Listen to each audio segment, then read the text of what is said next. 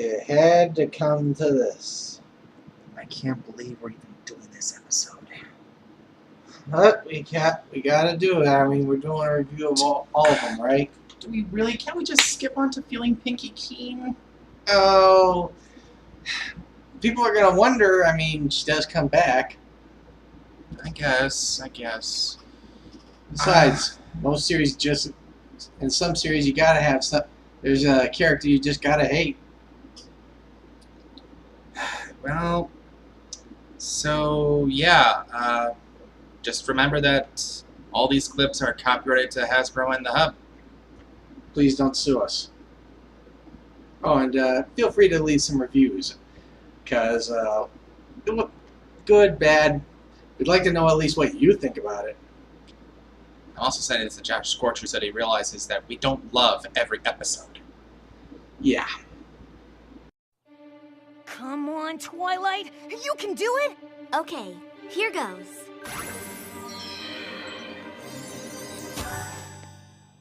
Ha-ha! You did it! Growing magic. That's number 25. 25 different types of tricks, and counting. And I think this is the best trick so far. Hello, Rarity. What's that? Oh, it's nothing. Just my awesome mustache.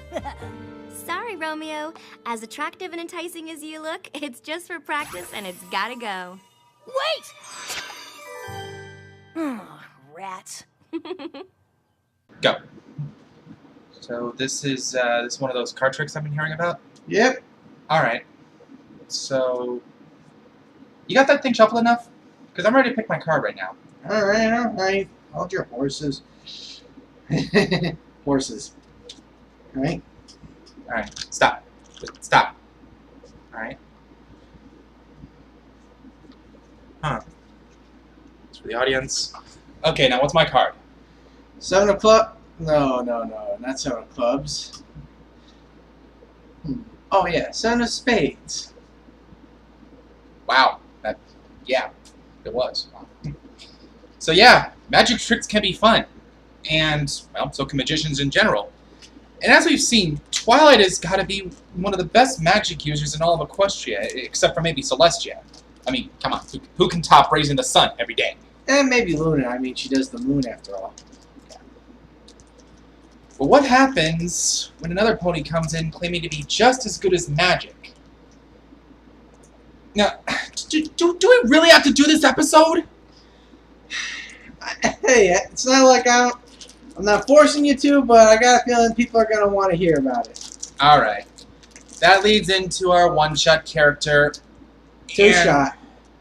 Well, yeah. It's season 1, so for now she's a one-shot. Anyway, ladies and gentlemen, one of the worst characters I've ever seen. The great and powerful Trixie! Honestly, it's not that bad an opening for her, but of course that would only count if she didn't say great and powerful every time she said her name over and over and over again. Plus the fact that, if I'm not mistaken, doesn't she also refer to herself in the third person as well? Every time. Every time. I mean, there are some characters who do refer to themselves in the third person, and it can be charming if they do occasionally refer to themselves in the first person, like Dr. Doom from the Online Warrior. Yeah.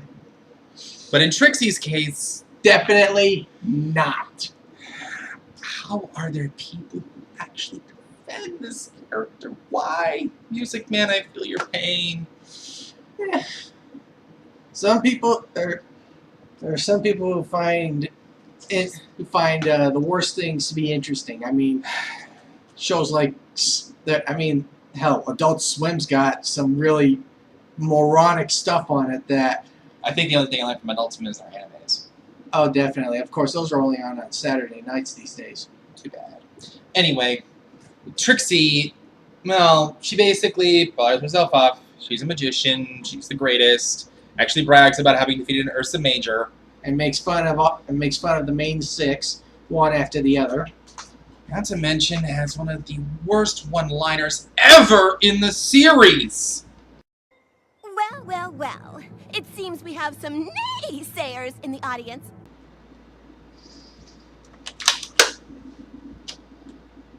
Please let me end it. That was the worst one-liner ever. No.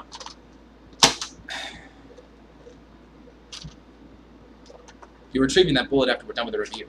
Whatever. Yeah, she challenges the other ponies to their various skills, and makes absolute fools of them. And not to mention the dialogue in this is completely bad, but I guess it can be forgiven. Terrible characters Snips and Snails. Must be rubbing off on them. Yeah, we haven't mentioned those two yet, have we? Not officially. I mean, those two guys are kind of like the haphazard bunch of Ponyville. Yeah. At least they're not as bad as Trixie. I mean, they are kind of lovable. They're And young. did you know that I think it's Snips that was actually voiced by the same guy who voiced the English version of Inuyasha? Wait, really? That's what I heard anyway. I think it was off of one of Music Man's videos. Love you, Music Man. You're an awesome guy. No complaints. Anyway, after all the other ponies try it, Spike tries to get Twilight to do a little magic duel against Trixie, but of course Twilight doesn't want to, afraid that she'll be seen as no better than Trixie. To be honest, I can't blame her. Oh, considering how much power she has, Of course, Trixie mistakes it for cowardice. Again, why are there people who defend her? Why is she popular with like 80% of the brony community? Why won't you just let me end it? Steve! You're wasting my ammunition. That's the idea. One less bullet in the chamber, one less bullet in your head. Anyway, well, I have no idea what to do right now. Anyway, this gets into a little argument later between Spike with Snips and Snails. We gotta find something to put in this thing, I guess. We can't just do one long live segment. What are you two doing? Just bringing the G and PT The what? the great and powerful Trixie. Sheesh. Just bringing her a smoothie. How can you fall for her lameness? She's just a show-off. Unlike Twilight, who... The great and powerful Trixie vanquished an Ursa Major. Can your Twilight claim that? Oh, really? Were you guys actually there? Well, no, but But nothing. The proof is in the pudding. I like pudding. Look, unless an Ursa Major comes waltzing up the street for Trixie to vanquish, I am not gonna believe a word she says. And neither should you. an Ursa walking up the street, hey? Snails, you thinking what I'm thinking? Why is it they call it a flea market when they don't really sell fleas? Yeah, oh, come on. The word disaster, is written all over this next incident. I just realized something. It was actually Snails that was voiced by the same guy as Inuyasha, not Snips. Really? I got them mixed up. I knew it was the tall one. Either way, their convoluted plan has got disaster written all over it in big neon letters about maybe 12 stories tall. More like 3. I mean, the little guy isn't much bigger than the buildings of Ponyville, and those are like 2 stories apiece. I'm talking about what they're planning on having to walk up those streets. Well, yeah. Basically, they decide to grab an Ursa Major and bring it back for Trixie to vanquish. Needless to say, it turns out she can't. Duh! Oh, that's a bragger for you. Twilight, on the other hand, it turns out she's been reading up on these things and decides to take it on herself in a much different manner than Trixie. And this is where we actually start to like the episode.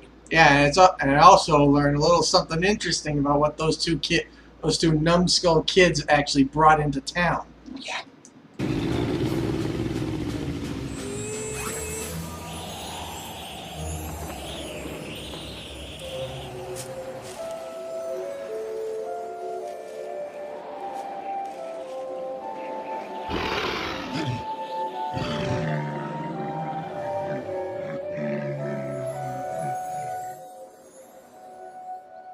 Nice use of number 16.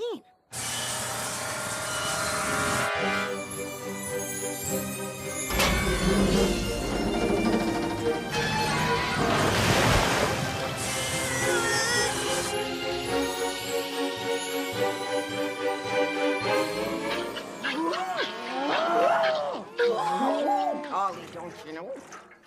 That's new.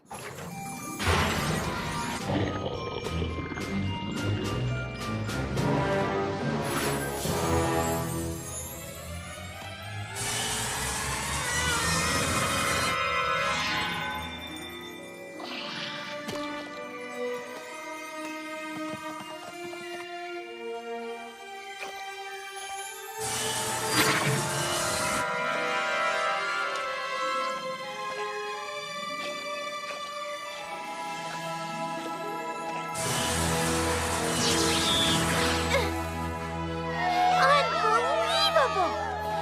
That was amazing! You're probably wondering how that actually worked. Turns out that wasn't an Ursa Major. It was an Ursa Minor. Yeah, that was a baby. I'll just take a look at what the mother is.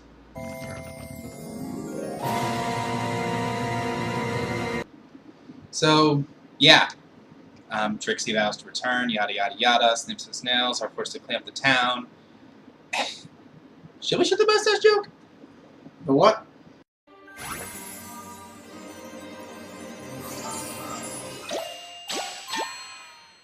Sweet! Yeah, like I said, mustache joke. Okay, now I get it. So, yeah. Let's just get into the friendship lesson of the day. Remember, Twilight's the one who's explaining it. Fine, fine, fine. Dear Princess Celestia, I have learned a very valuable lesson about friendship. I was so afraid of being thought of as a show-off that I was hiding a part of who I am. My friends helped me realize that it's okay to be proud of your talents, and there are times when it's appropriate to show them off, especially when you're standing up for your friends. So, you finally admit that you're the most talented unicorn in all of Ponyville? Well, yeah, but it's nothing to brag about. So, how did it go with Rarity?